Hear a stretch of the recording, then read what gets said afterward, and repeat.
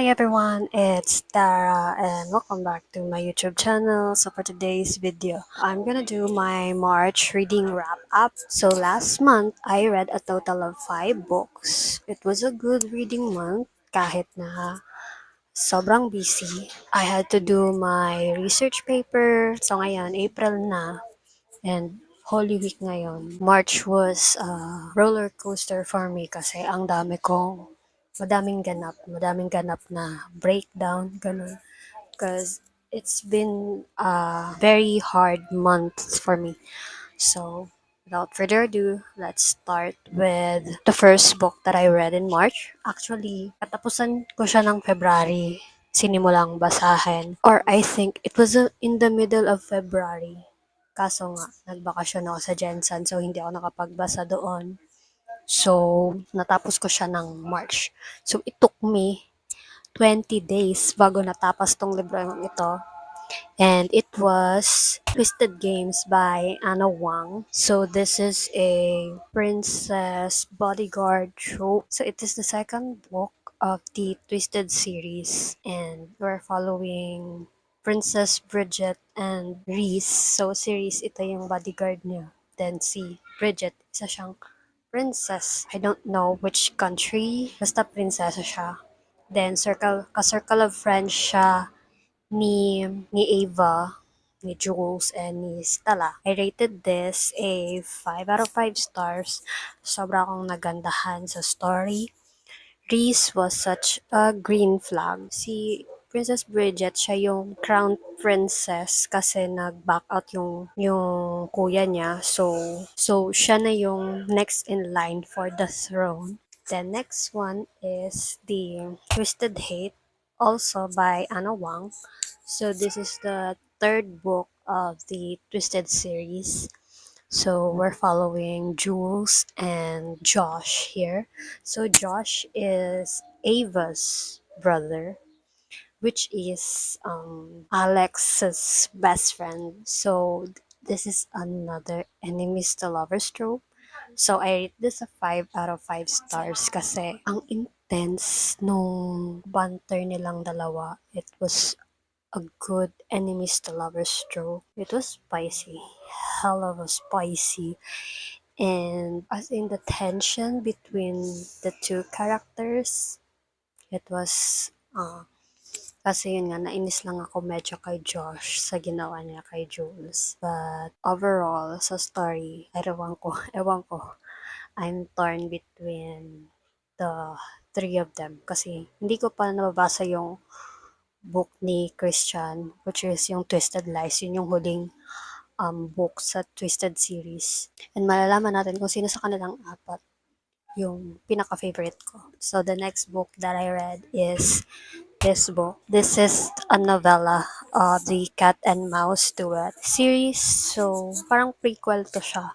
Kasi we're following here the character CB or Sibyl. Isa siyang character na mention later on sa Haunting Adeline and Hunting Adeline. So, meron siyang role na ginanapan sa duet na ito. So, parang sa novela na to, dito nagpo-focus yung parang introduction niya sa story. So, this is kind of a mentally ill girl na she's been living in this haunted house, which is the name of the book. So, yung title nitong book na to, ito yung pangalan ng haunted house. And lahat ng mga actors na nandito, yung mga nananakot, hindi nila alam na itong si CB nag-exist doon sa house na yon. And ito pa, so, if you don't want to read this kind of book, so, baka spoil ko kayo. So, kung ayun yung ma-spoil, you can skip this naman. But, in this novela is, si CB, lumaki siya sa isang kulto. Kasi yung tatay niya is ang founder ng kulto na to. And then, growing up in a cult, nagkaroon ng something sa mind niya Like, it was a traumatic experience for her because isipin mo yung father mo is um, raping women and mga abuso. So, this whole series or duology, sobrang heavy niya and sobrang dark. As in, sobrang dark. Like, hindi siya para sa mga may hina ang loob. Kasi yung, while I was reading this story, grabe yung graphic content niya when it comes to torturing. And at the same time, may spice. But, grabe. Grabe. Like, and yung ending nung novela na to, though I have a hint na merong ganon, pero the fact na na-diagnose siya nun is sobrang heartbreaking para sa akin kasi alam mo yun, yung she grew up, she ran away from the cult and naging alone na lang siya and then ganun yung mangyayari. Like, sometimes the world is just so unfair sa mga taong ganun. Like, you didn't ask to be born, but napunta ka sa mga ganong sitwasyon. Like, you didn't ask for it, pero ikaw yung nakakaranas ng ganun. So, yeah. So, I don't know how to rate a novella, but it was a 3.5 stars for me. Now, let's proceed for the first book of the Cat and Mouse Duet. So, it is The Haunting Adeline. So, this is a stalker romance kasi we're following Adeline. I don't know if it's pronounced as Adeline or Adeline. So, si Adeline, isa siyang writer. She's a book-selling author. Then, one time, nagkaroon siya ng book signing. And dun siya unang nakita ng stalker na to, which is si Zaid. So, si Zaid, isa siyang stalker. But he's not just a stalker. He's also a hacker. And nagmamay-ari siya ng isang organization kung saan he saves women and children na nabibiktima ng human trafficking. Dito sa story na to, umiikot yung pagiging stalker niya kay Adeline, or whatever, kung saan kayo komportable. Kasi hindi ko naman talaga alam kung anong tamang pronunciation dyan. But, yeah. Ewan ko kung may ibang tao na nakakaranas ng ganito, but I think kailangan ko rin magpatingin kasi I don't know bakit na-enjoy ko tong story. Though, in the beginning of the story, meron siyang trigger warnings kasi it contains graphic violence, torture, sexual assault, rape, may mga mentions pa ng cult. Basta halos lahat ng trigger warnings na maisip mo nandito. Nandito siya sa book na ito. And yeah. And Zaid is not someone to be romanticized with kahit na ginagawa siyang mabuting tao sa story na to. Pero the fact that he forced himself to Adeline, it's not okay. It's not okay, okay? Hindi tama yun. Hindi tama yun. And it should be alarming na meron kang stalker kahit na si Zaid pa yun. Hindi tama.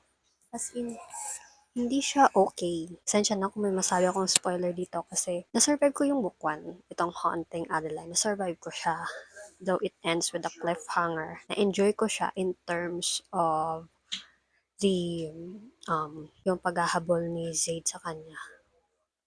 Yeah, I think I need ko na magpatingin din kasi hindi ko alam kung bakit na-enjoy ko to. Kasi binigyan ko siya ng 5 stars. Na-enjoy ko siya, pero alam niyo na, hindi talaga siya sa mga weak yung pag-iisip. Weak yung heart. Kasi sobrang problematic or troubling or disturbing ng book na ito. And the last one that I read, of course, the second book of the Cat and Mouse Duet, which is Hunting Adeline. So, based on the title, you get the hint na hinahunt si Adeline. Kasi in the book 1, this is spoiler. spoiler, so you want to skip this na. So sa book 2, so sa ending ng book 1, nakidnap si Adeline. And sa book 2, Adeline became a victim of human trafficking. And ito yung pinaka sobrang dark na nabasa ko. As in, sobrang dark na nabasa ko sa lahat. Because may times na naiyak ako sa pinagdaanan ni Adeline dito. Kasi, yun nga, di ba, na biktima siya ng human trafficking. And 2 months siyang nawala. And isipin nyo, sa loob ng 2 months na yun, ano yung nangyayari sa kanya. Like, imagine na yung nangyari kay Adeline is someone's life. Like, pipiliin mo na lang talagang mamatay kesa ganun. Like, I don't know why people do that kind of evil things na the whole time na binasa ko to, it was, ang bigat-bigat sa pakiramdam na every time na makakatapos ako ng isang chapter, I have to take a deep breath and let it all in. And then, ayun, like, sobrang bigat. Good thing na na-save din siya ni Jade. And the people who made Adeline suffer get what they deserves. Like, it was so satisfying na kung ano yung ginawa nila kay Adeline is ginawa rin sa kanila. Though, it's not right to have revenge, but sometimes, I don't know, pero basta alam nyo ba, every time na parang matutulog ako kapag binabasa ko tong libro, pinagdarasal ko na sana kung sino man yung mga nakakaranas nung nararanasan ni Adeline is I hope someone would also save them from that misery, from that kind of situation na sana pakinggan ni Lord yung mga dasal nila. I hope na i-end ni Lord yung suffering nila sa ganun kasi nobody deserve to be in that kind of situation na basta I al- pinagpipray ko na sana sana na walang babae or bata or kahit na sino man yung makaranas ng ganun. Kasi I know na may dark side yung world and may mga twisted people na wala na talagang kaluluwa, but I hope na I pray na hindi yan mangyari sa akin, sa mga kaibigan ko, o sa lahat ng or kahit na sino man. And ayun, I also rated this a 5 out of 5 stars kasi I think no one can write this story the way H.D. Carlton did. After I read this series, I don't think I can look at the gun and knife ever again. Like, that was so fucked up. That's it for my March reading wrap up. I hope na nag-enjoy kayo sa video na to. And I hope this April na maging good reading month ulit siya. I'm in the middle of a book right now, so actually dalawa sila. So the first one is The Playlist by Morgan Elizabeth. So it has a lot of Taylor Swift reference, but so I'm sucker for Taylor Swift and I love a book that has Taylor Swift reference. Iba. And I read Morgan Elizabeth book before. It was last December. It was the season for revenge, and I think magugustuhan ko rin tong The Playlist kasi there are many times na sobrang nakaka-relate ako sa librong to. So, maybe on the next vlog, I'm gonna talk more about it. Maybe I make a separate vlog about it, talking about the playlist. But now, I'm just enjoying my time.